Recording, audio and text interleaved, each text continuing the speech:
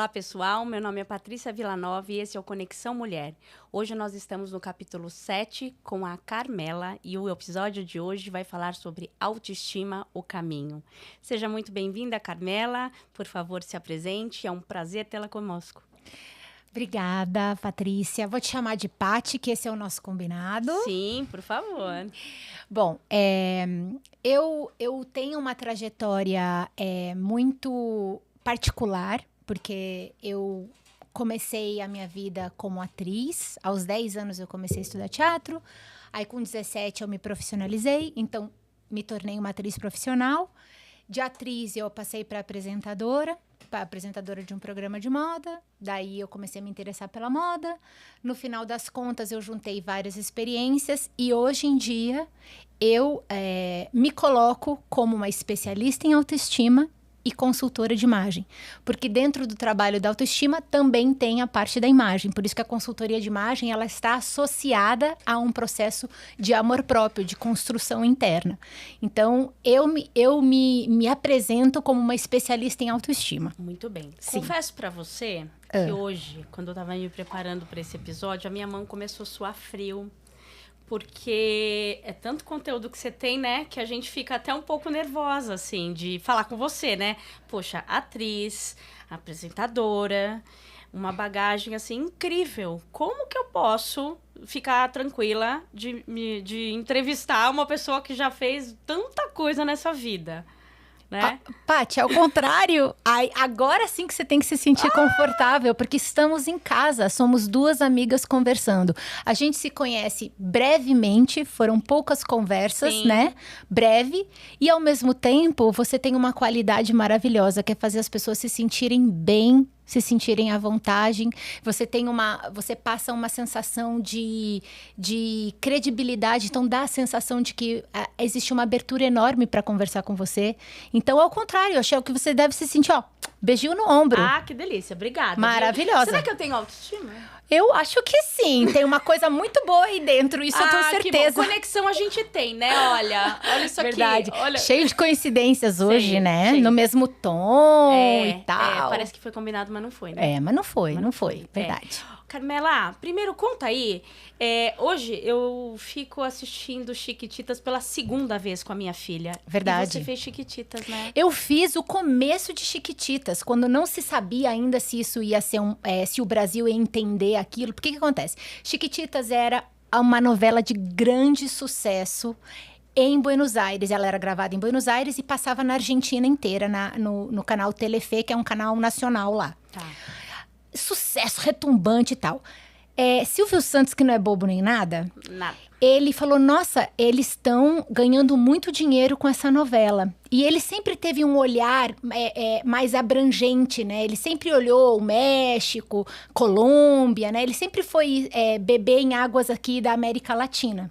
E quando ele conheceu o projeto Chiquititas, ele pensou assim, poxa, a gente poderia fazer uma versão em português. Em vez de dublar, a gente poderia fazer uma versão em português, 100% atores brasileiros. Visionário, né?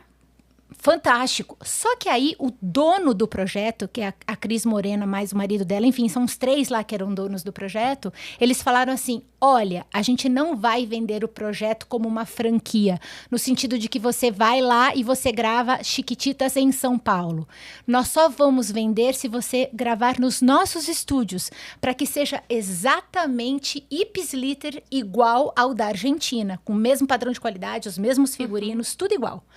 E ele topou essa loucura. Portanto, ele contratou o elenco inteiro em São Paulo, mandou para Buenos Aires e eu, que era uma atriz que já estava morando na Argentina há muitos anos, já tinha terminado a escola, já tinha minha carreira lá como atriz, fui chamada para um teste em português. Morando lá. Morando lá. E aí, a pessoa que me chamou, ela falou assim, olha, Carmela, que estranho, é um teste em português. Aí eu falei, nossa, que curioso, né? Nunca tinha feito um teste em português na Argentina.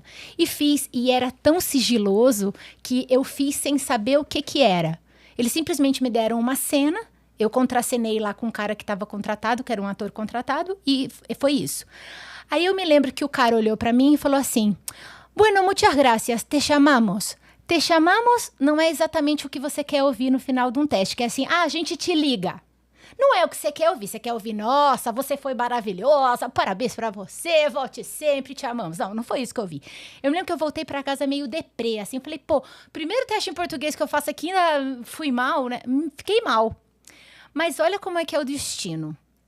Eu passou as férias, passou uns 2 meses daquilo, eu voltei pro ritmo de trabalho, um dia me ligam no fixo, porque naquela época era muito raro o celular tinha o tamanho de um micro-ondas, assim, mais ou menos. E aí, me ligam no fixo e eu atendo na minha casa em Buenos Aires. Eu morava com os meus pais ainda. E aí, eles dizem, olá, Carmela. A gente queria te dizer que você pegou o papel da Maria Cecília. Você vai ser a antagonista da novela Chiquititas. Assim, na lata, assim. Blá, blá, blá. Falaram assim no telefone. Aí, começou a dar Eu, oi? Aí eles, a gente gostaria de fazer uma reunião com você pra ver contrato e tal. Qual que era a sua idade na época? Eu tinha 19 anos. Tá.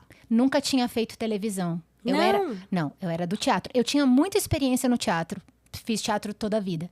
Mas a televisão é como se fosse outro planeta.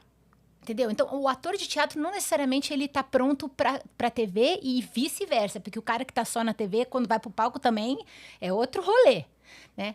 Eu tava meio, assim, vamos dizer, assustada, mas como boa ariana que sou, fiz uma cara do tipo assim, é claro, estarei aí nessa reunião, me aguardem, tipo, me achando, né? Aí fui, fechei contrato, eu já tinha uma agente, que era a moça que fechava os meus contratos lá, que era minha manager, ela foi comigo, a gente fechou o contrato e em seguida eu comecei a filmar com as pessoas que vinham de São Paulo. Então, ali fizemos a novela em 97 e vínhamos para o Brasil gravar as externas. E quando a gente vinha para o Brasil gravar as externas, a gente se deu conta que a gente era um sucesso fenomenal aqui. Foi na época que... Foi na versão que a Fernanda Souza participou, né? Sim, a Fernandinha tem 10 anos menos do que eu e ela era a líder das crianças ali. Ela era a Mili, né? A Mili, Que legal. A Areta, que fazia a Pata. Todos os nomes são idênticos ao da Argentina. É tudo igual, só que, enfim, na versão em português. E esse elenco todo morou lá durante as gravações? Eles foram morar lá. E as crianças do elenco foram matriculadas na escola na Argentina e elas não falavam um A em espanhol. Saíram de lá falando, evidentemente, super bem as 2 línguas. Sim. Então, para elas foi uma coisa assim... Uma experiência fantástica. E para mim também foi, porque eu tive acesso, por exemplo, a atores experientes brasileiros, né, que são de altíssima qualidade, naquele pega para capar que era gravar novela assim, em ritmo vertiginoso, era muito volume de cena. Foram uns 500 e poucos capítulos mesmo? Cara, eu não sei se foram 500 e poucos capítulos, porque eu não tenho ideia. Mas assim, eu sei que o meu personagem durou exatamente 8 meses de gravação, gravando pelo menos umas 4 a 5 por semana. Por semana. Então, assim, era um fluxo grande de gravação, sim, era bastante coisa. Tá.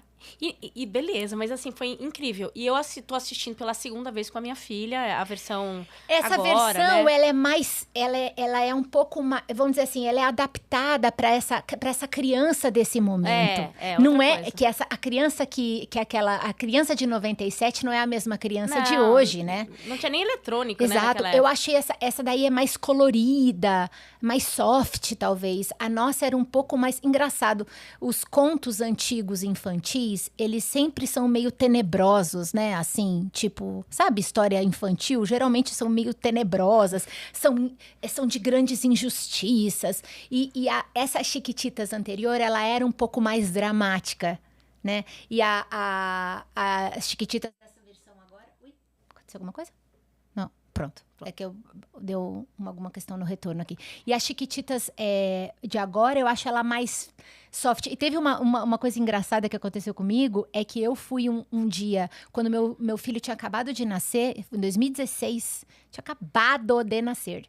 Eu fui fazer um teste no SBT, me ligaram, você pode vir, não sei o que, eu fui.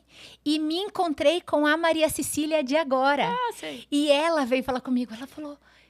Eu sou Maria Cecília. Foi louco. As 2 Maria Cecília se abraçando. Foi muito legal. Foi muito legal. E que mais você fez na TV?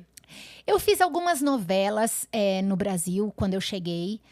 Fiz Pícara Sonhadora. Eu fiz Rei do Gado, mais um papel micro. Mas fiz... Até hoje, cada vez que vendem o Rei do Gado pra fora do Brasil, eu recebo uma grana. Oi, que legal. Muito legal. Eu fiz algumas novelas, algumas participações em novelas na Globo, no SBT. Fiz coisas na Record também, mas tudo não tão expressivo. Eu acho que quando eu encontrei o meu caminho dentro da televisão, foi como apresentadora. Né? Você fez de moda, né? Que ali eu acho que eu fiz assim, nossa, agora eu encontrei uma linguagem, uma maneira de eu me expressar aqui dentro da televisão. Você sabe que eu tava estudando você? E eu vi uma entrevista que você deu no Jô. Sim. Que, inclusive, incrível, né? Ter dado uma entrevista pro Jô, né? Sem dúvida. Que você, inclusive, era muito fã do Jô, né? Quando você era criança, era nele que você espelhava. Acho que é ali que você decidiu, vendo o Jô, que você decidiu ser atriz. Olha, é muito incrível. Eu tenho um vínculo muito louco com o Jô, porque eu sempre quis ser comediante. Eu sempre quis ser. E eu tinha um espelhamento muito forte com o Jô, porque eu era gordinha. E aí, eu sempre falava assim, era o Vivo Gordo, ele tinha um programa, eu acho que era toda segunda-feira. Ele tinha um programa que chamava Vivo Gordo, e ele fazia vários personagens. Aquilo fazia um sentido pra mim. Eu achava aquilo tão espetacular, o jeito que ele, só de, às vezes, botar uma gravata, ele já era outra coisa, e um óculos, ele já era outra. Aquilo pra mim era espetacular, aquele tipo de comediante, né? Que não é fazer você mesmo, é ser outro. Que hoje em dia, a linguagem de cinema e tudo é você ficar muito naturalista, né? E nessa época era permitido botar uma peruca, uns cílios postiços e mudar a voz e mudar o corpo. Então aquilo para mim era extremamente empolgante. E aí o Jô era um sonho. Eu achava, na minha cabeça eu achava que um dia eu ainda ia fazer o Vivo Gordo. Porque, sei lá, eu tinha sonhos assim, né? E aí, passou a vida, eu fui embora do Brasil, aconteceu um monte de coisa, depois eu te conto como foi essa trajetória até lá. E aí, um dia, fazendo um espetáculo de poesia, a minha mãe tem um grande amigo que faleceu recentemente, durante a pandemia, que se chamava Orlando Silva. O Orlando Silva é um dos maiores fotógrafos do Brasil. Ele é um cara que faz aquela fotografia documento, assim, tipo Tancredo Neves, né? E tal. E aí, ele viu o espetáculo. E ele falou assim pra mim, Carmela, o Jô tem que te conhecer. Aí eu falei assim, nem me fala, pelo amor de Deus, que eu sou muito fã do Jô e não sei o quê. Ele falou, ele vai pirar contigo, tu com essa história louca aí que tu tem de mudança de país. Eu acho que vai dar certo. E aí ele fez 2, 3 ligações lá dentro da Globo, e a Globo, ela te testa antes. Então, eles te fazem uma sabatina via telefone pra ver se você segura a onda de sentar lá na frente do Jô, que não é bolinho, tá? Imagino. Não é bolinho, não é fácil. Ser entrevistada pela Paty é muito mais fácil que ser entrevistada pelo Jô. Eu imagino que guria, sim. Dá um medo. Porque ele sai com uns negócios da cartola, assim, que pelo amor de Deus. Aí, eles fizeram essa sabatina por telefone. Eu vi que a mulher dava umas gargalhadas, eu vi que ela curtiu. E aí, depois, eles me ligaram dizendo assim, estamos agendando a sua entrevista. E quando eu cheguei lá, eu tava entrando pra gravar, eles estavam me microfonando, colocando lapela, né? E aí, ela falou assim pra mim, são 3 blocos. Aí eu assim... Eu achei que eu ia sentar 10 minutos na frente dele. E foi gigante a entrevista. Foi bem legal. Então, assim, pensa num... Você suava, né? Um nirvana de uma criança realizando um sonho. Ali era uma criança na frente do seu ídolo. Foi isso que aconteceu. Eu lembro que você falou que a sua mãe te colocava de castigo não ver o Jô. Não ver o Jô. Não pode ver o Jô. Assim, aí acabava comigo. Não tinha nada que acabasse comigo que não fosse... Eu queria ver o Jô, entendeu? Era a única coisa que eu pedia. Se você não fizer tal coisa, segunda-feira à noite você não vai ver o Jô. Era essa chantagem. E aí eu fazia tudo. Porque eu não queria perder o Jô, entendeu? Muito legal. Que sonho realizado, hein? Foi muito importante. Mas o que é essa história aí que você ia me contar? Da sua vida? Eu vou fazer um resumo breve, porque é longe. É longo e é longe. tá? São as duas coisas. Então, vamos lá. Resumindo, eu nasci em Porto Alegre, tá bom? Em Porto Alegre, os meus pais se separam. E a minha mãe, eu acho que também tem muito, isso tem muito a ver também com o tipo de conversa que tu tem aqui com as pessoas. Tem muito a ver com essa necessidade que ela tinha de se separar do meu pai, mas se separar mesmo. Do tipo, quem ela era. Ela não era ex dele, ela era ela. Então, eu acho que ela também teve essa necessidade geográfica de sair para se encontrar. Eu acho que tem a ver um pouco também. Agora, observando como adulta o trajeto que a minha mãe fez, né? Então, assim, o meu pai era um cara conhecido no Rio Grande do Sul, ele já era político, né? Quando eu nasci, o meu pai se tornou deputado estadual, depois federal, depois foi senador, depois foi prefeito, fez uma carreira gigante dentro da política. E a minha mãe, quando se separa, como ele era um cara conhecido em Porto Alegre, acho que ela teve essa necessidade. De se desvincular disso, dessa figura. Perfeito, exatamente essa palavra, se desvincular. E aí, juntando tudo isso com os sonhos profissionais que ela tinha, minha mãe já era museóloga, trabalhava em museus, história natural, tudo lá no Rio Grande do Sul. Ela sai, pela primeira vez, eu com 4 anos, meu irmão com 6, nós saímos do Brasil e vamos morar em Washington. Em Washington existe um complexo de museus que se chama Smithsonian, que tem museu de tudo. De, sei lá, estudo dos astros, estudo do homem, enfim. E tinha o Museu de História Natural e minha mãe foi fazer estágio lá. E ali começa uma jornada que a gente pensou que fosse só um bate-volta. Sabe assim, vamos ali para os Estados Unidos, a gente já volta. E não foi nada disso. A gente depois não volta mais para o Brasil. A gente fica quicando de país em país, porque a minha mãe começa a trabalhar em organismos internacionais, ou na ONU, ou na Unesco, ou na OEA, e aí a gente vai pulando de país em país através das missões que a minha mãe tinha. E as missões que você tem em organismo internacional não estão vinculadas a anos letivos. Então, muitas vezes eu chegava no meio do ano letivo. Então, assim, imagina você mudar de país, mudar de língua, mudar de escola e mudar de assim, tudo. E às vezes chegar no meio do ano.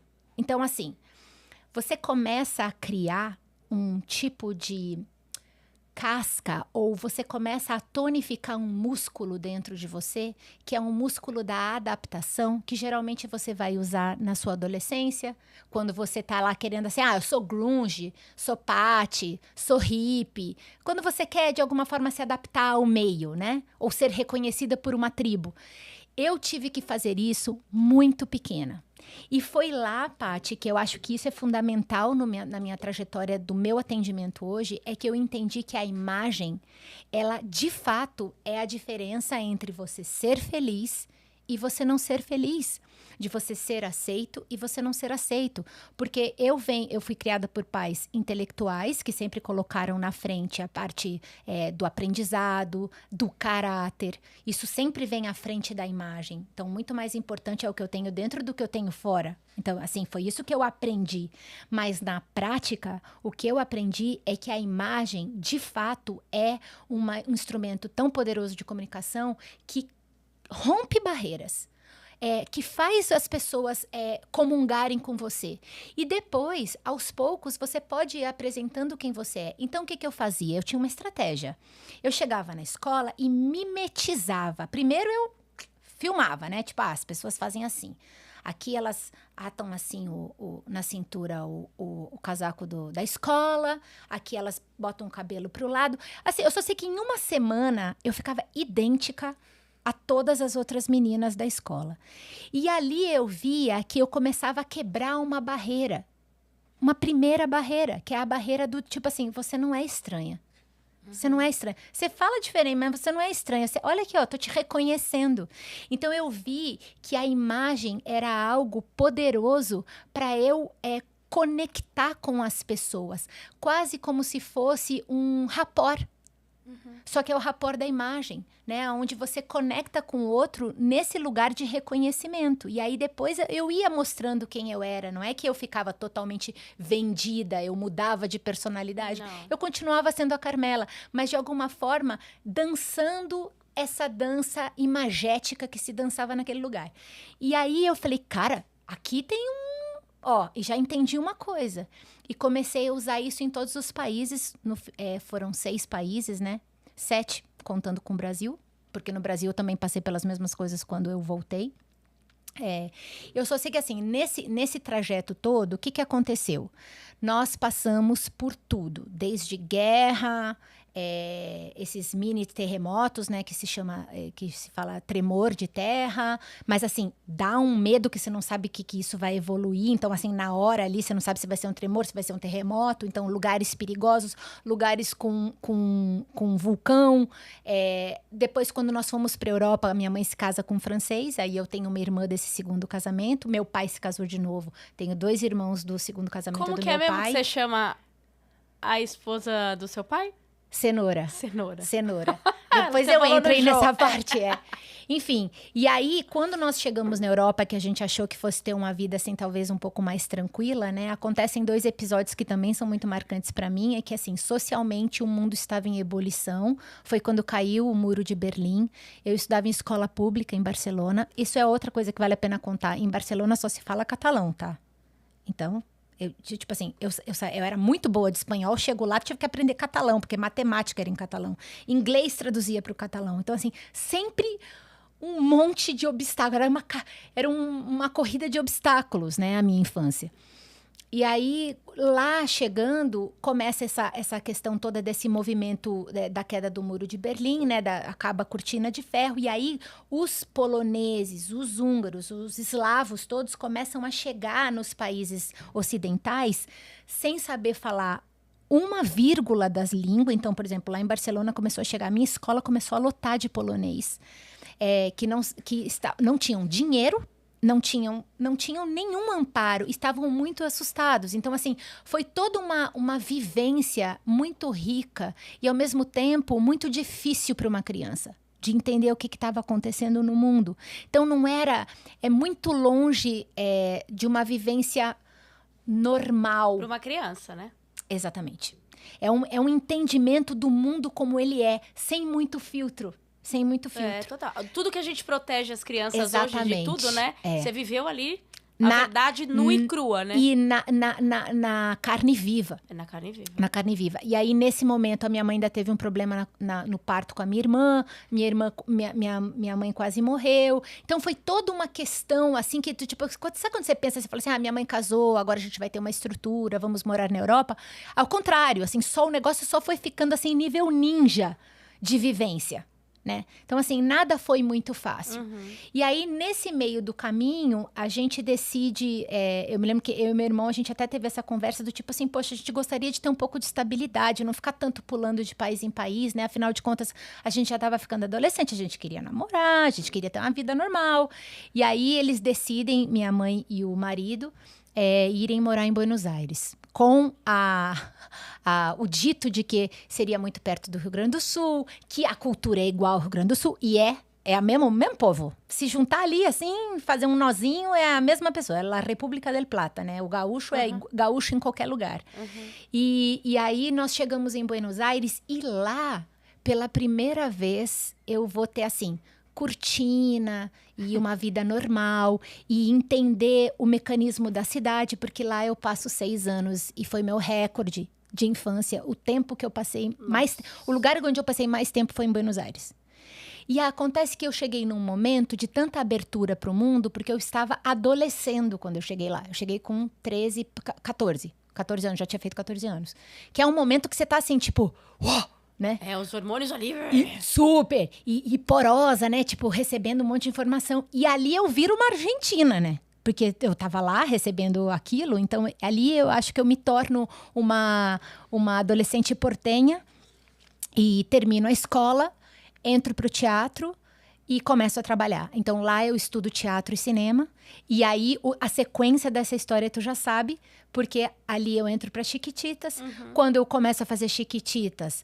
eu começo, sem brincadeira, a me achar a última bolacha do pacote, porque eu tô com 19 anos ganhando em dólar, me achando, assim, maravilhosa. E quando a gente vinha pro Brasil, a gente fazia muito sucesso. E aí eu falei, olha, é a chance de eu voltar pro Brasil.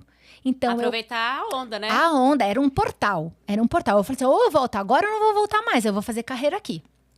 E aí eu volto pro Brasil, Quando eu chego aqui, eu me dou conta que talvez não tenha sido assim. Na época, eu me arrependi um pouco, porque o mercado em São Paulo é gigante, porque tem muitos atores. Lá eu ia num teste, tinha assim, 15. Aqui você vai num teste, tem 150. Sabe? É muito desproporcional. Os números aqui são gigantes. E as pessoas são muito talentosas. O ator brasileiro é fantástico. Tem várias escolas de teatro, tem muito. É, muito. Não que o argentino não seja, o ator argentino é de qualidade profunda, assim, não é isso. Não é esse tipo de comparação que eu tô fazendo, mas é que é um mercado gigante o daqui. E ali eu falei, nossa, que meu Deus, o que eu vou fazer, né, aqui? O SBT parou de gravar as novelas que eles estavam fazendo, porque ele comprou lá as novelas da Thalia, a Maria do Bairro, Maria do Café, sei lá o quê.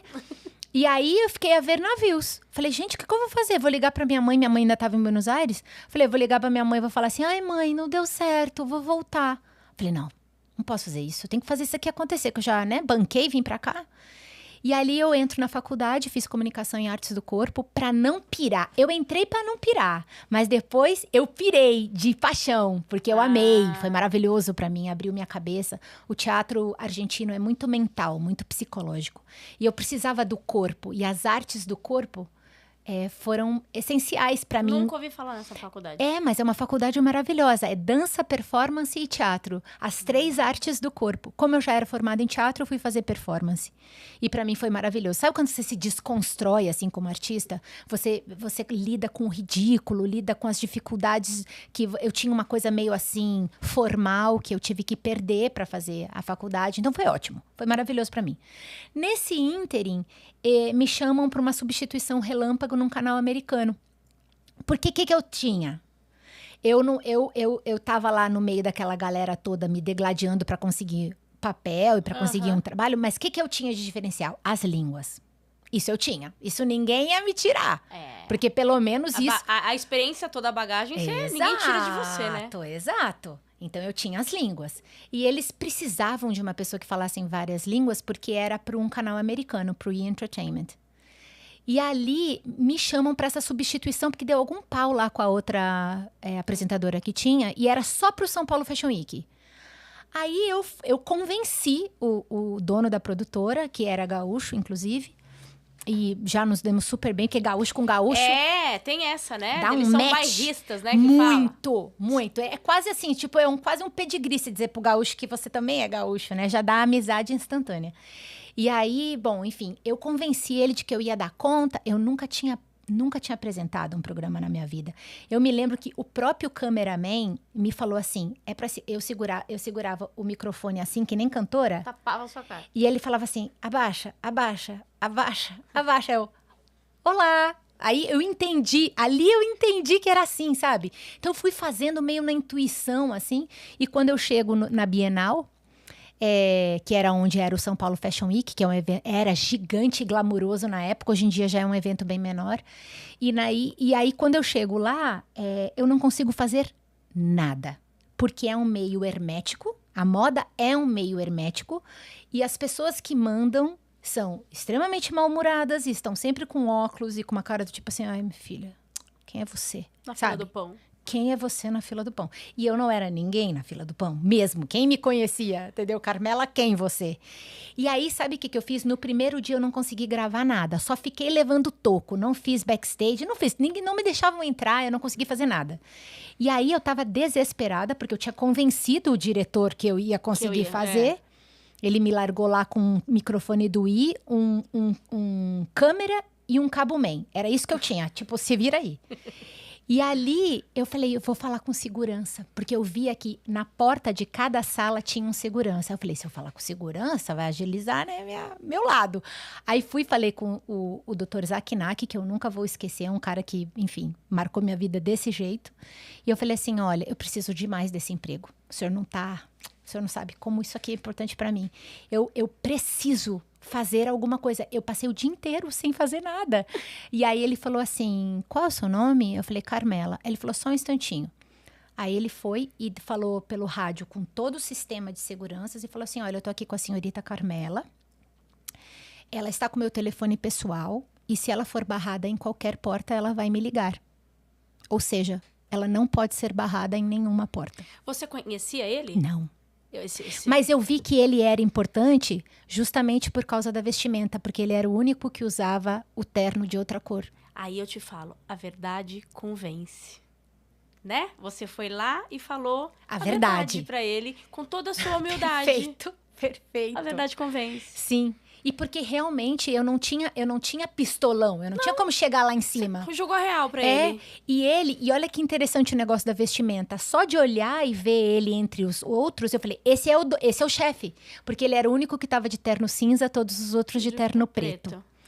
E aí, enfim, esse cara, olha a agilidade que ele me deu. No outro dia, eu era onipresente na Bienal. Só dava eu. Eu chegava antes do GNT que patrocinava o evento. Então, às vezes, eu chegava assim, quando as araras ainda estavam sendo montadas, para entrevistar os estilistas. E a própria assessoria de imprensa do estilista falava, gente, como é que essa menina conseguiu entrar? Ou seja, a produção dela deve ser fantástica. E eu ainda estava com um microfone de mídia internacional, aí eu peguei meu aviãozinho e fui, assim. E ali eu entro pro mundo da moda. No final dessa semana de moda, eu era one of them. Eu era um dos caras lá. Ninguém podia dizer que eu não era alguém dali, entendeu? Já tinha me adaptado. E ali eu sou chamada pelo Canal I para fazer Rio Fashion Week. Olha. Aí eu falei, eu já vou pegando jeito. Aí, disso começou. Ai, Carmela, no meio do ano, porque depois tem essa entre-safra de 6 em 6 meses, né? Você pode vir fazer isso, você pode vir fazer aquilo. Quando eu vi, 7 anos de canal. Olha. E ali eu fiquei 7 anos fazendo e-Fashion Weeks, que eram as semanas de moda, e consegui abrir para outros conteúdos, falando um pouco de comportamento, mas basicamente de moda. E nesse momento eu mergulho na moda. Aí eu me apaixono, porque esses caras, Paty, são gênios. Porque a moda não é superficial. A moda é algo inteligente que está a nosso favor. Não é um negócio que você perde 2 quilos para caber numa calça. É algo que, assim, eu lembro que eu falava assim, mas qual a sua inspiração? Eles falavam, não, é que essa mulher viaja, então tem um bolso, então esse tecido não amassa. É porque, por exemplo, ela tem que estar alinhada de dia até a noite. E tudo isso é pensado com tanta inteligência, com tanto mérito, que eu comecei a ver a moda de outra forma. Tá? Então, o que estava acontecendo comigo? Eu era aquela criança que passou por tudo o que passou, por todas as eventualidades, tipo assim, né? O acidente de avião, tudo que uma criança não necessariamente deveria passar. Exato. Eu era aquela pessoa que tinha um conhecimento de dentro da moda, um olhar de dentro da moda e um olhar apaixonado pela moda. E aí, quando termino o meu contrato, eu me vejo com essas duas coisas fervendo dentro de mim e com vontade de colocar. E eu começo a sintonizar, eu pensava, nossa, que vontade de usar isso para ajudar as pessoas, tá? Nisso porque, né? Porque a vida é um milagre constante. Uma grande amiga minha, que é uma super artista, uma grande atriz de teatro daqui de São Paulo, pega um papel na Globo e ela fala, Carmela, eu quero chegar arrasando. Aí eu falei, deixa comigo. Deixa comigo. Aí eu fui numa loja de departamento, fiz umas comprinhas assim, coisa pouca. Isso foi 2012. Aí eu montei para ela um quebra-cabeça, isso com isso, isso com isso, isso com isso. Fiz uma conversa para que ela estivesse alinhada com aquela imagem que eu estava montando para ela de estrela, né? Para que ela comportasse aquela aura de estrela que eu estava montando para ela. E eu sei que ela foi assim, tipo, meteórica. Ela começou a namorar com o diretor da novela, casou, aí ficou meio contratada da Globo, não parou de trabalhar na Globo até hoje. E eu sei que, assim, coisas maravilhosas aconteceram com a vida dela. E ela mesma me dizia, ela falava assim, isso aí que tu faz funciona. E ali eu me dei conta que eu tinha alguma coisa. Então eu começo a atender assim, aqui, ali, meio, até um pouco meio com receio de que as agências que me contratavam para fazer publicidade ficassem sabendo. Eu não queria que ninguém ficasse sabendo, porque eu achava que daí ia melar a minha carreira de atriz, entendeu? Então eu comecei assim, meio devagar e meio assim, quase como se fosse... aquela coisa que você recomenda sem fazer muito alarde. Liga pra Carmela, mas assim, sem me divulgar. Eu comecei assim, com medo de misturar as duas carreiras e de perder a outra, porque, eu era a criança que estudou teatro desde os 10 anos. Como é que eu vou largar essa carreira? Isso era inconcebível pra mim.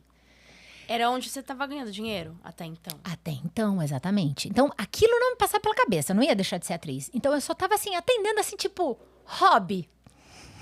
Sabe? Entende, Patrícia? Tipo hobby. Porque assim, Carmela, eu tenho uma dúvida. Eu, quando olho desfile de moda, assim, a gente olha esses lances na televisão aí e tal, essas reportagens, cara, eu vejo umas coisas que eu falo, meu Deus do céu, como pode alguém usar um trem desse? Mas não é, né? Tem uma interpretação toda daquele vestido, daquela calça, daquilo. Você agora, que é uma consultora de imagem, você faz uma tradução daquilo, né? Porque aquilo é assim, aquilo é um show. Aquilo é um show. Aquilo é um show. Então, o show, ele é justamente show porque ele é 20 passos acima da realidade. Ele não é a realidade, né? Por isso que existe o high fashion, existe a moda mais contemporânea, assim, para usar, o casual e tal. Existem, por exemplo, as semanas de moda da Europa, elas são muito mais, assim, alta costura. Mas todos eles querem te trazer uma coisa, que é tendência. Para onde o olhar da moda está indo. Como essa época irá contar a sua história através da roupa. Da mesma forma que a gente imediatamente reconhece uma pessoa da década de 70, de 40, de 50. Então, a moda, ela quer dizer assim, é como se ela fosse uma flecha que tá lá na frente e aí a gente vai seguindo. Só que a gente vai seguindo cada um dentro da sua própria interpretação, não é? Porque tá lá a moça parecendo uma árvore de Natal na passarela que eu vou reproduzir. Mas às vezes é um brinco que eu vou pegar. É o jeito de usar a camiseta que tá abotoada até aqui que eu vou usar, entendeu? Então é assim, é a tendência, ela é a fonte de inspiração e depois disso vem a roupa casual, que é a roupa, o streetwear ou a roupa normal de se comprar. Entendi. Mas sempre ela vai beber na fonte dessa passarela que você acha impossível. Entendi. Tá. Entendeu? E agora, vindo aqui aterrissamos em 2022, até um pouco antes, né? Quanto tempo que já você tá fazendo esse 10 anos. trabalho? 10 anos. Em 2012, em junho de 2012, eu comecei a atender. E aí, você parou de segredo sobre o seu trabalho? Parei de segredo, sabe como? Porque, assim, sempre as pessoas, né? A experiência humana, ela sempre se sobrepõe a qualquer outro tipo de experiência. Então, os vínculos humanos são sempre os mais importantes aqui na Terra. Então, tu vê assim, por exemplo, toda a minha vida foi pautada nos vínculos humanos e não foi diferente dessa vez. Eu atendi uma pessoa que já era meu amigo, que precisava dar um salto na carreira, de vida, estava na hora dele se mexer. E aí, quando eu atendi, ele era dono de agência. E ele falou assim pra mim, Carmela, você mudou minha vida. Só que assim, como é que eu vou falar que você mudou minha vida, que você tem esse trabalho, se você não tem um site, você não tem nenhum cartão, assim, como é que fala? Como chama esse negócio aí que você faz? Não tinha nem nome, né? que é isso que você faz? Porque não é personal stylist, não é, que é isso aí que você faz, né? E aí eu falei assim, realmente, acho que talvez esteja na hora de eu sair do armário, né? E aí ele falou assim, deixa comigo que eu mesmo, porque eu passei pela experiência, então eu vou saber fazer isso. Você viu sentindo na pele dele, né? Exato. E foi perfeito, porque dentro da agência dele eu fiz toda a minha parte de comunicação visual.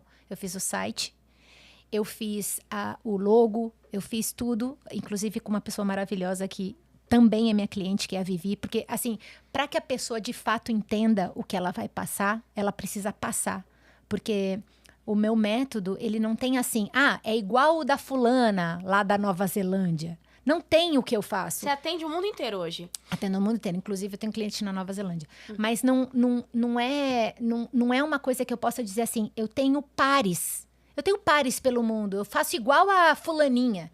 Não. Então, assim, eu precisava de alguma forma me comunicar. E dizer assim, bater o olho e você fala assim, não, isso aqui é diferente. Isso aqui não é igual aos processos que eu já vi que tem por aí. Então, conta com detalhe o que você faz. Bom, vamos lá. É assim, o método Inside Out, ele chama Inside Out justamente porque ele é primeiro dentro e depois fora. Tá? A nomenclatura, ela é toda em inglês e às vezes, eventualmente, você até pode torcer o nariz e pensar assim, por que a nomenclatura é em inglês se ela mora no Brasil, enfim. Mas é que eu atendo em todo o mundo. Eu tenho clientes em 13 países. Então, o inglês, ele de alguma forma universaliza essa nomenclatura. São palavras curtas, então também não é tão difícil assim. Então, o método Inside Out, o que ele pretende? Ele pretende curar o dentro para depois espelhar essa versão no volume mais alto de você mesmo do lado de fora. Então, é tudo espelhado ou tudo pautado na minha experiência de processo de atriz, de laboratório de personagem, né? Então, o que você faz primeiro quando chega um personagem para você? Você lê o roteiro. Aí, por exemplo, eu vou fazer uma rainha. Então, eu vou ler sobre a realeza, eu vou ler sobre a realeza em tal país, né? Eu vou me informar. Então, o que eu faço primeiro? Eu faço um rastreio interno, que é o que eu chamo de mapa de arquitetura emocional, né? E no mapa de arquitetura emocional, eu vou entender tudo que é ferida emocional, mecanismo de defesa. Porque muitas vezes alguma qualidade pode estar obscurecida por algum medo, né? Tipo assim, nossa, você é muito... Por exemplo, vou te dar um exemplo. Você canta bem, mas...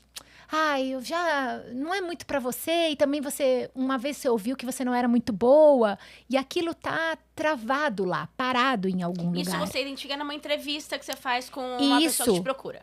Que é o processo HEART, que é o primeiro processo. Todo mundo que vai se atender comigo passa pelo HEART primeiro, que é o mapa de arquitetura emocional.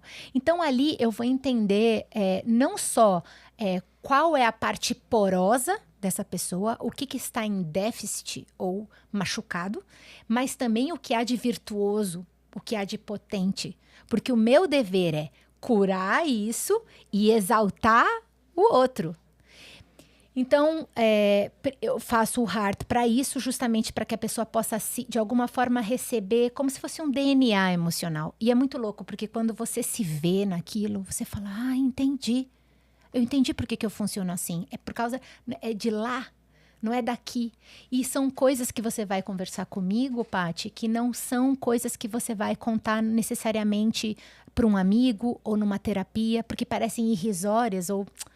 isso tem nada a ver. Não, tudo tem a ver. Eu pergunto absolutamente por tudo. Desde assim, em que lugar você sentava na sala de aula. Tudo eu pergunto. Então, eu mesma conduzo essa conversa. Depois que eu entro com um plano de soluções emocionais e que eu falo assim, agora essa pessoa tá no eixo. Agora ela tá pronta para colocar a melhor versão dela do lado de fora. Aí eu entro com a parte de consultoria de imagem. E a parte de consultoria de imagem, de novo, volta muito para o processo do ator. Porque quando você tá lendo um personagem, o diretor fica fazendo o que eles chamam de trabalho de mesa. Então ele fala assim, olha, essa hora que você for falar, ataca mais, seja mais agressiva. Essa hora não, fala mais doce, fala mais devagar. Então ele vai te dirigindo a fala, né? Mas você ainda não é o personagem, você só tá fazendo ele assim, na fala. Aí chega o dia da prova de figurino. Na prova de figurino, você veste a roupa do seu personagem e é mágico, porque você fala assim, nossa, eu entendi quem ele é. Tá fazendo, sabe? Então, aquela experiência do trabalho de mesa, que é de falar as falas e entender quem é o personagem, e o laboratório. De repente, você veste a roupa do personagem e você se transforma nele. Você se vê como ele. E é exatamente isso que eu faço com as pessoas. Então, eu conduzo um profundo mergulho interno para que depois você se veja como você é na imagem. E não com os seus mecanismos de defesa, com as coisas que você quer esconder, com todas as bagagens de alguma forma traumáticas ou erradas que você vem colocando na sua mochila. Não, você vai se vestir de você mesma. Como? No maior volume. Muito. Mas assim, é muito, Paty. Não é pouco. É muito. Então você vai se ver pela primeira vez de você. Na potência máxima. É muito louco. Nesse dia é muito louco, que é o dia da montagem de looks, porque você começa, assim, o tic-teco ficam lá processando aquilo. Atordoados, porque você está se vendo de você. Muitas vezes, pela primeira vez, você está se vendo de você. Porque, às vezes, numa vida inteira, você não teve a experiência de se vestir como você. Não da moda, Não do in, out, certo, errado. Eu detesto as arbitrariedades.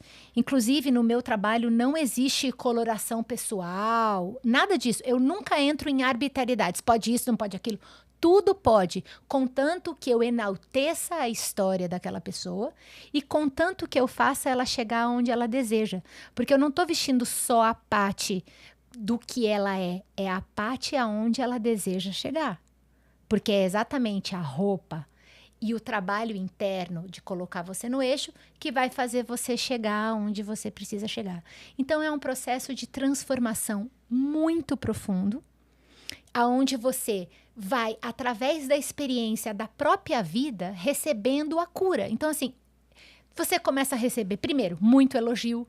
Então, você começa a lidar com naturalidade com o elogio. E isso é uma coisa que, assim, todos os meus clientes me falam, cara, eu recebo tanto elogio. Eu falei, então a gente tem que aprender a experiência de receber o elogio, de entender de aonde isso aí vai chegar. No, imagina, a pessoa falou só para me agradar, ou realmente, eu mereço, muito obrigado, que bom. Sabe, aonde a pessoa vai colocar, então tudo isso eu vou cuidando. Porque em 1 ano e meio, geralmente, você nem lembra da onde você saiu. Vê se eu entendi. Quando a gente muda de emprego, às vezes eu abro meu guarda-roupa e falo, gente, por que eu usava isso daqui? Esses questionamentos, né? Aí eu falo assim, porque eu trabalhava naquela empresa e mais ou menos as pessoas usavam isso. Então, eu tinha que me adequar ao que as pessoas usavam naquela empresa. Mas se hoje eu ponho essa roupa, eu falo, não tem nada a ver comigo. Uhum. É mais ou menos isso? Porque a gente quer dizer, a gente, não sei, né, se é a gente, mas eu, né? Uhum. Me vestia meio que me adequando ao que aquela empresa que eu trabalhava, aquele ambiente que eu estava inserida, pedia. E, na verdade, eu me despir do que os outros esperam para ser quem eu realmente sou. E dane-se os outros. Eu ser a minha essência do que eu sou. E ser aceita desta forma. Quando eu me visto de mim, com tudo que eu tenho de melhor dentro de mim, e esqueço, ou curo as minhas feridas, as minhas porosidades, é que eu me entendo e me posiciono. É mais ou menos isso? Isso que você falou é lindo. É isso. Só que existe uma coisa que eu retiraria aí no que tu falou. Não é e dane-se os outros. Não, porque a gente vive em sociedade e porque a gente precisa dos outros para chegar nos nossos sonhos. A gente vive numa experiência, ou deveria viver, numa experiência colaborativa aqui na Terra, né? Tá. Onde os outros me auxiliam a chegar, eu auxilio os outros. Tá. Né? Então, dane-se os outros. Não, eu nunca trabalho no dane-se os outros. Eu sempre trabalho no do tipo assim, como eu não vou me descaracterizar, eu vou continuar no meu mais alto volume, mesmo estando numa situação hiperformal corporativa, onde a minha empresa é super tradicional e existe um dress code super fechado e blá, blá, blá. Por exemplo, que é uma demanda que me acontece geralmente. Então, como eu vou ser com essa minha personalidade, com todos os meus traços e as minhas potências nesse discurso visual, como esse discurso vai contar sem ferir as regras do meu empregador, da minha empresa? Uhum. E isso é uma demanda que eu atendo muito, porque o que acontece? Em geral, as mulheres acabam, dentro de empresas muito masculinas, se masculinizando. Ou, por exemplo, trazendo, de alguma forma, armaduras para não se sexualizarem, não se sensualizarem, para não atraírem olhares errados. Uhum. Então, existe toda uma questão da feminilidade nesse mundo corporativo, no dress code e tal. A grande questão é assim, de que forma eu conto a minha história, eu chego aonde eu preciso, mesmo respeitando as regras em geral. Em geral. Não só, às vezes, por exemplo, a pessoa tem uma religião, eu tenho que atribuir, isso tudo tem que estar. Sabe por quê? Porque no cinema, isso é possível. No cinema, a gente consegue colocar uma roupa, um figurino num personagem, a câmera chega, na personagem, e ela não falou nada. Ela só disse assim, um café, por favor. Só isso. Ela chegou numa cafeteria e falou isso. Só ali você entende que ela é bem-sucedida, que ela está pronta para dar uma virada na vida dela e que com certeza ela é muito bem casada. Mas ela só falou um café, por favor.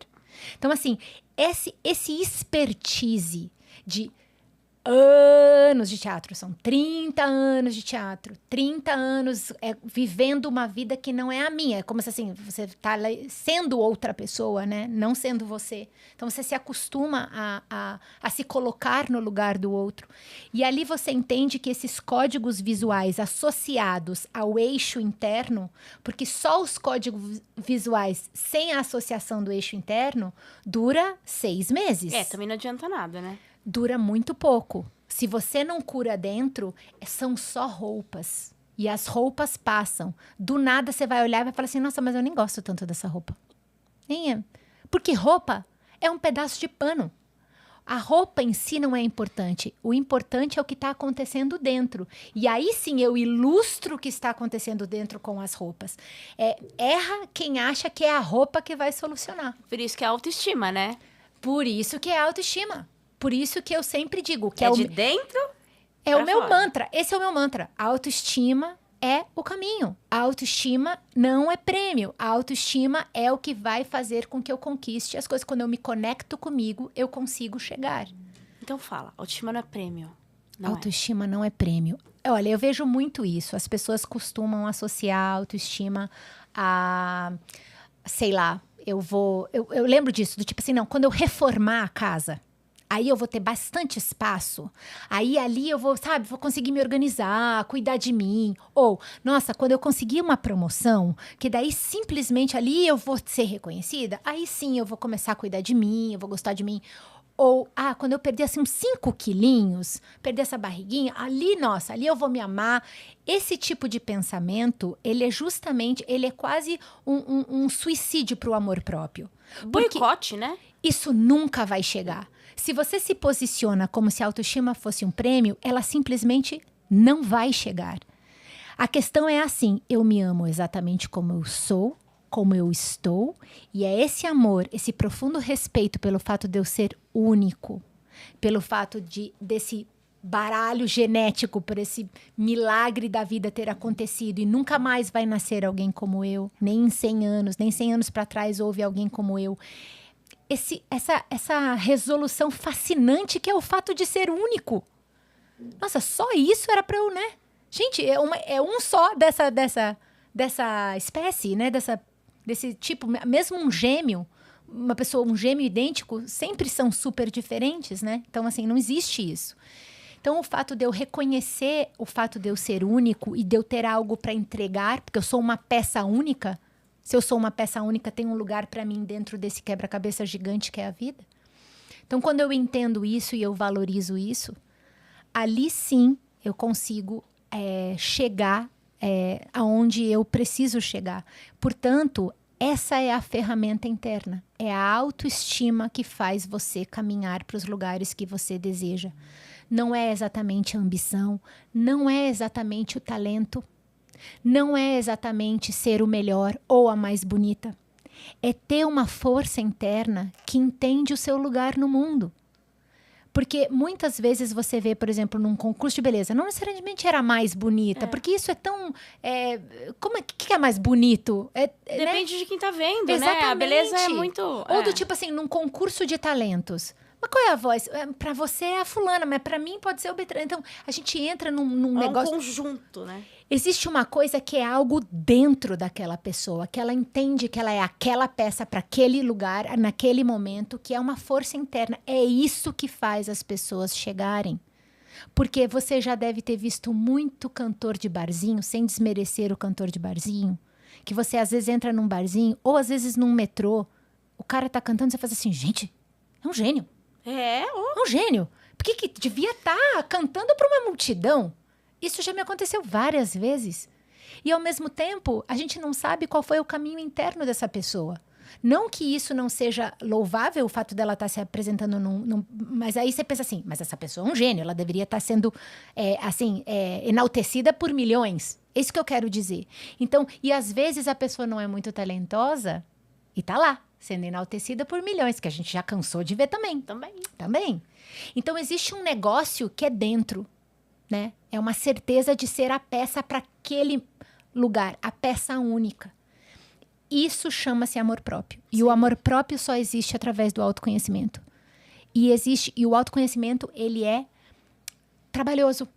Ele é trabalhoso. E tem gente que não tem essa paciência, né? Acha que assim.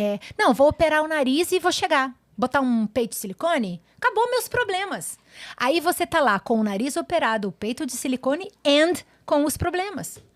Não é isso. Não é. É um negócio dentro, de fato, de você entender quem você é. Carmela, eu queria te fazer uma pergunta. Se hoje você tivesse que fazer uma escolha e falasse assim, Carmela, você tem que escolher uma só alternativa. Tá. Ai, que interessante. Você só pode escolher uma. Você gostaria de voltar e ter o papel da sua vida, que fosse mudar a sua vida? Aquele, sabe? Aquele que você mais desejou. Sei lá, cria aí um papel da sua vida. Ou continuar trabalhando com a autoestima? Essa pergunta, ela é maravilhosa, porque mesmo dentro de casa, eu, por exemplo, a minha mãe que é mãe de uma atriz mirim, como eu fui, que desde pequena eu não queria boneca, eu queria peruca, eu queria cílios postiços, unhas postiças, eu queria brincar de ser outra coisa. Então imagina para essa mãe que me viu estudar teatro, virar atriz, me dedicar loucamente ao que eu fiz. Ela mesmo tem dificuldade de entender como que eu fiz esse...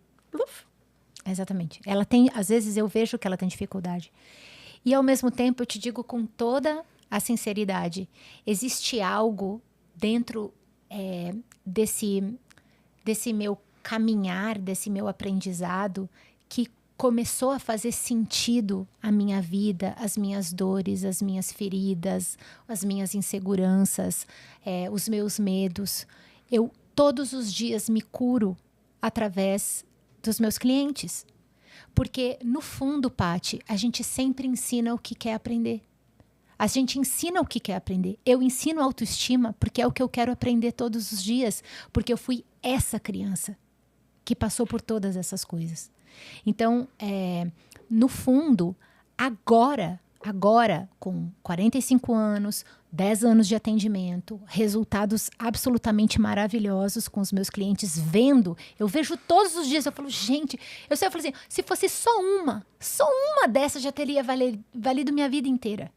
Né? Então, assim, você conseguir fazer com que a pessoa, porque não sou eu não digo o que a pessoa deve fazer. Eu arrumo dentro, arrumo fora, e quando a pessoa vai, entendeu? Não é que eu fico lá, GPS, dobre à esquerda, dobre à direita. Não faço isso. Mas é que a pessoa se empodera dela de um jeito que isso é mais valioso que qualquer outro tipo de reconhecimento. A pessoa não precisa nem me ligar. Eu tô vendo. Eu falo, não, conseguiu. Ai, meu Deus, que coisa boa, que benção. E muitas vezes as pessoas passam por coisas, e isso também é muito comum, porque eu também não fico esperando o reconhecimento, porque também se eu ficar... Vai se frustrar, né? Exatamente. Crie Então, tudo nessa vida. guria, Tudo. às vezes...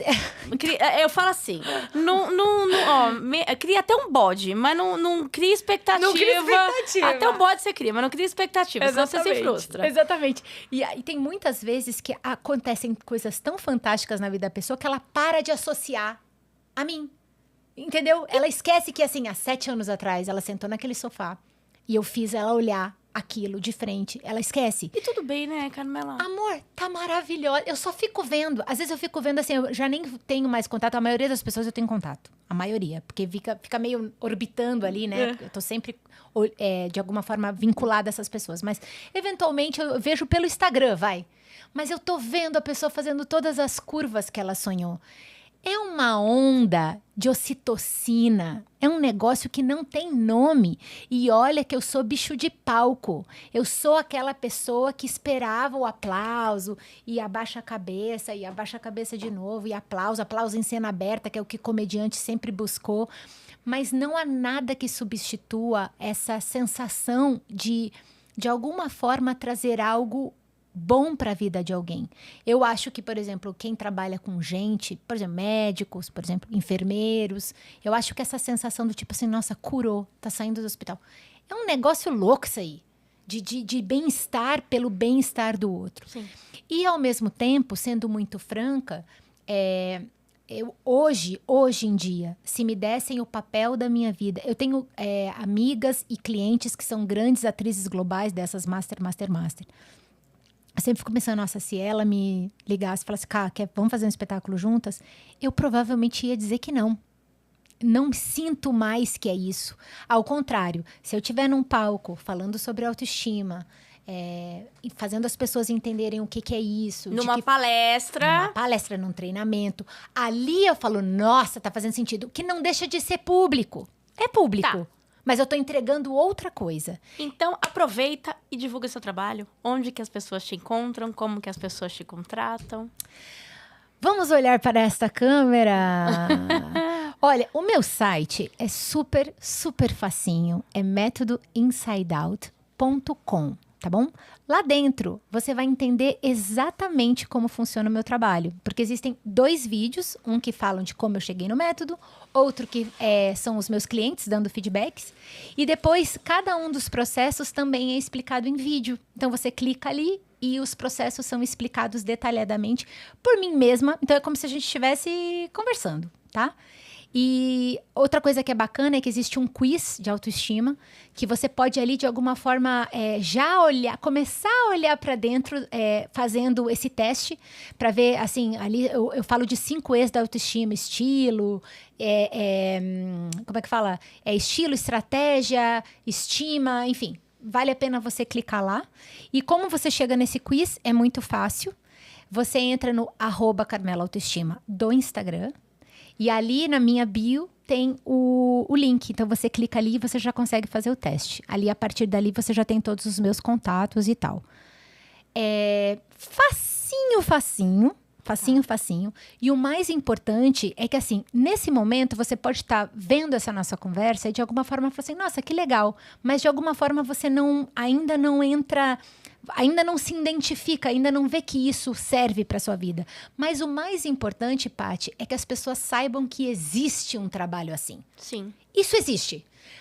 Daqui 5 anos, se você precisar, você já sabe que isso existe. Ou daqui 5 anos, se você já estiver pronta, você já sabe que isso existe. Porque a minha grande questão é fazer com que as pessoas saibam que algo assim, nesse nível de transformador e potente e profundo, existe para ser feito. Sem dúvida. É. Agora eu quero que você fale algumas palavras para as pessoas do que você acredita. Você já falou tudo, né? Mas dá aí umas palavrinhas assim do fundo do seu coração aí que você acha importante, lição de vida. Olha, o meu pai, que é um cara... eu admiro muito os meus pais, muito. São 2 pessoas que dedicaram suas vidas para o bem comum, né? Minha mãe dentro da antropologia, meu pai dentro da política. E o meu pai, ele tem uma frase maravilhosa que ele diz assim: a vida tem sentido, a vida tem razão de ser por causa das pessoas.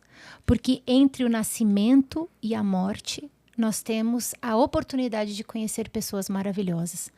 Quando ele diz isso, ele está dizendo assim: de tudo que nós viemos fazer aqui, são os vínculos humanos que enaltecem, engrandecem a nossa existência. É você chegar numa padaria, olhar nos olhos e dizer, bom dia, bom dia, bom dia. Tss, linkou. Então, assim, essa coisa encastelada da qual o mundo moderno nos faz viver, as redes sociais das quais a gente sabe tudo sobre a vida do outro, mas no fundo não sabe nada. Então, assim, essas coisas, elas às vezes podem ser parâmetros errados para você entender o que de fato a gente está fazendo aqui.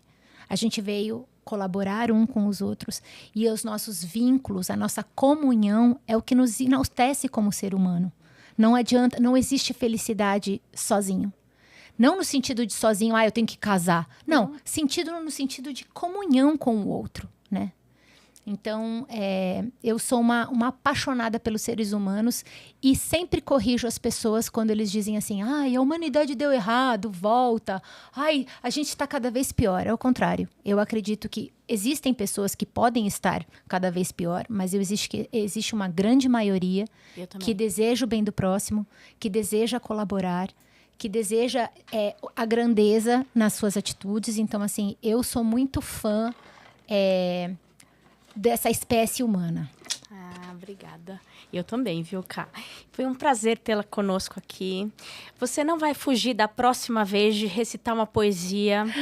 Não vai. Tá bom. Não adianta que você não vai. Tá bom. Eu quero te dar esse mimo que a Pudim Garagem que oferece é pra você. É um pudim maravilhoso. Mentira que a gente ama pudim! E depois você me diz o que você achou. Gente, um pudim... Olha, tudo a ver com você, porque você é uma pessoa muito doce e não artificialmente doce. Você é doce, sinceramente doce. Obrigada, então, Ká. Te agradeço demais pela oportunidade. Eu que agradeço. Um prazer enorme estar com você. E, cara, a sua luz é uma coisa incrível, né? E eu tô torcendo para chegar o dia 17 logo, porque eu vou fazer com ela esse método aí e depois eu vou poder dar o meu testemunho para vocês. Depois tu conta. Sem dúvida. Tá bom? Tá bom. Obrigada, Ká. Gente, é isso. Até a próxima. Beijo. Tchau.